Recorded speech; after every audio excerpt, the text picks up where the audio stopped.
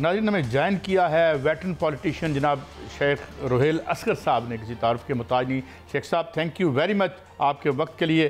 शेख साहब, एक बड़ा मुतदिल सा आपका स्टैंस रहा है और बड़ी आपने सियासत जो की है बड़े वक़ार से की है, मगर इन दिनों इस हुकूमत इस इलेक्शन के बाद मुझे कुछ थोड़े से आप नाला नज़र आए हैं। पहले तो जो डिलिमिटेशंस थी और फिर कुछ सियासी हालात से, और फिर हम देखते हैं कि उसी डगर पे चल पड़े हैं और सियासतदान भी, जिस तरह आपने देखा बलूचिस्तान के हमारे आपके एक साथी जो हैं वो रिज़ाइन कर रहे हैं। क्या ऐसा हुआ कि सियासत से एकदम बेजारी नज़र आती है अब आप जैसे जो लोग हैं उनमें भी? शेख साहब। हाँ, मैं आपको एक गुजारिश करूँ, अगर आपकी थोड़ी सी भी अगर ज़मीर अगर आपका है, जागता है, या आपके थोड़े अंदर कोई एहसास है, या आपके दिमाग को सोचने की सलाहियत है अभी आपकी, तो कोई भी शख्स जो इस किस्म की सलाहियतें रखता है वो अपसेट होगा यार, बहुत दिल बर्दाश्ता होगा। जो हालात दिन ब दिन होते जा रहे हैं, कोई भी मेरी जगह कोई भी होगा वो इसी किस्म की सोच रखेगा, इसी किस्म के ख्यालात का इजहार करे। यहाँ पे एक और सबसे बड़ी मुसीबत ये है कि कोई सच सुनने को तैयार नहीं है। अगर आप सच बोलते हैं तो कहते हैं यार नाराज हो गया। आज मुझे कोई कह रहा था कि पता नहीं किसी सोशल मीडिया पे होगा कि जी शेख साहब ने तय कर लिया छोड़ने के लिए। यार अगर मैं सच बोलूंगा तो इसका मतलब है कि मैं जमात को छोड़ रहा हूँ। मेरा तो मकसद सिर्फ ये होता है कि जो ग्राउंड रियलिटी है, जो हालात हैं इस वक्त, वो आपके सामने पेश कर दूं। मैंने जो आज खबर सुनी है ग्राउंड रियलिटी ये थी कि NA 121 में आप इलेक्शन हारे, आपने जो है दूसरे मुखालिफ कैंडिडेट की जीत कबूल कर ली, और दूसरी जानब आपके जो कायद हैं वो NA 130 में इलेक्शन हारे हैं, तो क्या उसमें उनको नहीं कर लेनी चाहिए कबूल?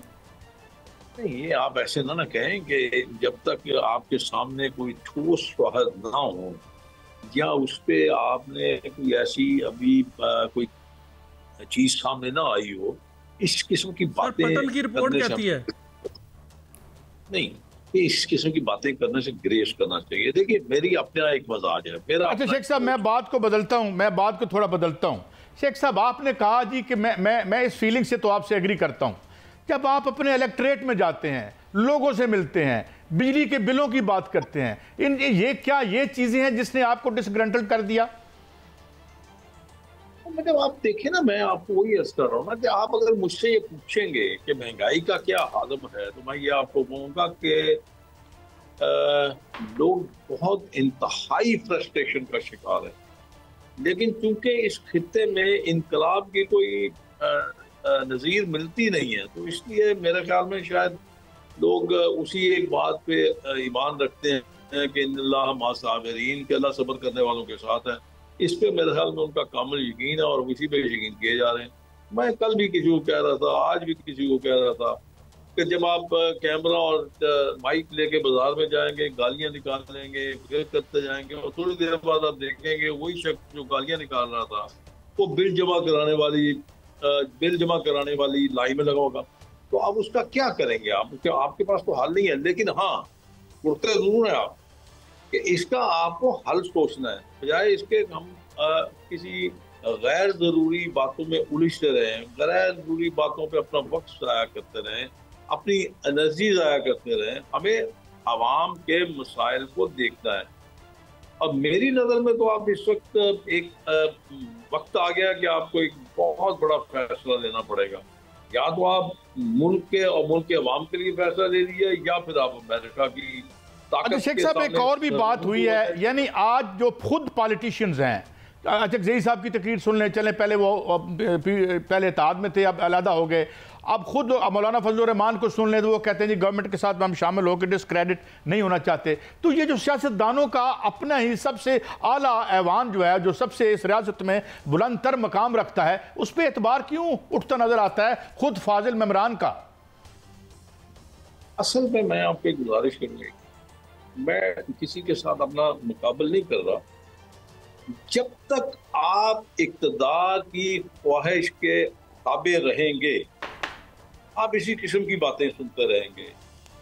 अगर जब तक देखिए, मैं आपको एक गुजारिश करूँ, बात यह है कि गलत तो सब कुछ होता है और खराबियां भी होती हैं, उसमें अच्छाइयाँ डालनी पड़ती हैं, करनी पड़ती हैं, मेहनत करनी पड़ती है, काविश करनी पड़ती है। मौलाना साहब की इस बात से मैं इत्तेफाक नहीं करता। अगर आप बाहर बैठ के सिर्फ तनकीद करते रहेंगे तो उसका मेरे ख्याल में शायद ना तो मुल्क को फायदा होगा ना आवाम को फायदा होगा। जाइए अंदर बैठ के उनके साथ तय कीजिए, बैठिए, मुकालमा कीजिए, बताइए अगर आपके पास कोई इसका हल है।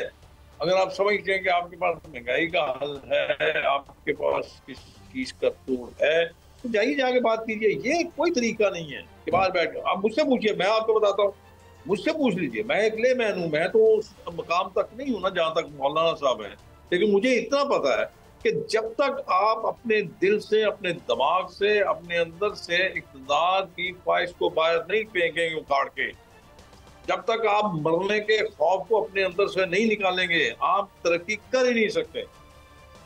भाई आपने अगर महंगा पेट्रोल खरीदना तो फिर ही तय जाइए। मैं एक बोल्ड सवाल कर रहा हूं, थोड़ा सा आपने बड़ी बोल्ड बात की है, बड़ी बादराना बात की है। क्या ये मैसेज तमाम पार्टियों के लिए क्रॉस दी बोर्ड है, चाहे वो मुस्लिम लीग हो, पीटीआई हो, पीपल्स पार्टी हो? शेख साहब, मैं सबके लिए कह रहा हूँ ना जी, मैं हजूर सबके लिए कह रहा हूँ। अब देखिए ना, मैं आपको गुजारिश कर देता हूँ, मैं आपके साथ ये मैं बेशतर मर्तबा ये बात कह चुका हूँ।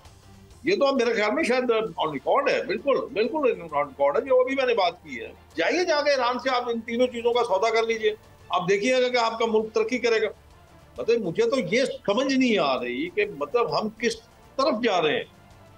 मुल्क बर्बाद हो रहा है, अवाम तबाह हो रहे हैं कि आप मतलब क्यों नहीं ये बात सोचते, क्यों नहीं ये बात क्यों सिर्फ ये डर, हमें यह डर है कि हमने अगर ये इक़दाम किया, हमने ये अगर कदम उठाया तो अमेरिकन हमारे से नाराज हो जाएंगे, अमेरिकन गवर्नमेंट हमारे से नाराज हो जाएगी। जब अमेरिकन गवर्नमेंट नाराज हो जाएगी तो हम जान से भी जाएंगे, इक़्तिदार से भी जाएंगे। तो यार इक़्तिदार तो जाना ही है एक दिन, जान तो जानी है एक दिन, लेकिन मरते मरते भुट्टो बन जाइए।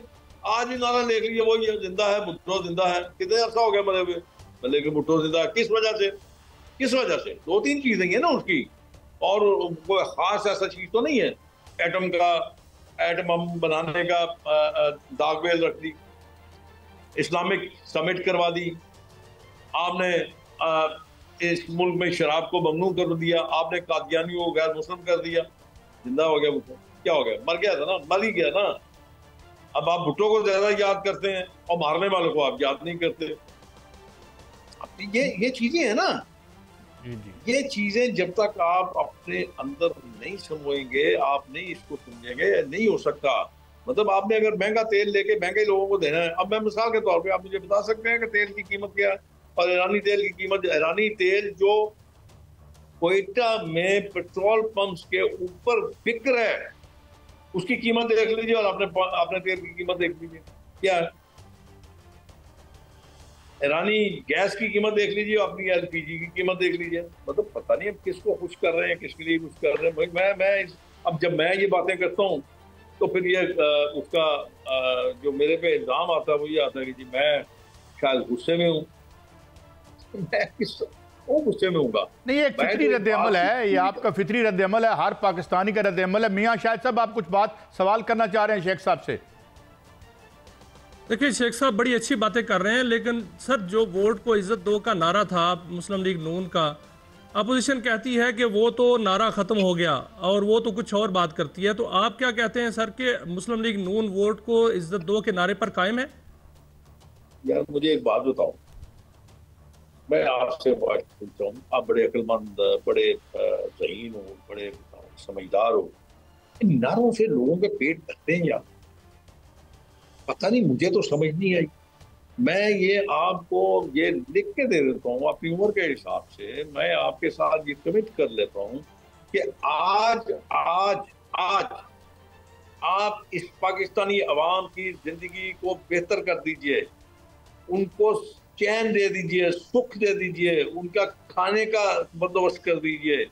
यकीन कीजिए कि आपको किसी नारे की जरूरत नहीं है। इससे बड़ा नारा क्या हो सकता है? आप किसी की भूख खत्म कर दें। अच्छा शेख साहब, बिजली महंगी हो रही है, आईपीपीज जो है कैपेसिटी पेमेंट लेकर लोगों का जीना हराम कर दिया है, वो तो लोग तो जो है सिसक रहे हैं।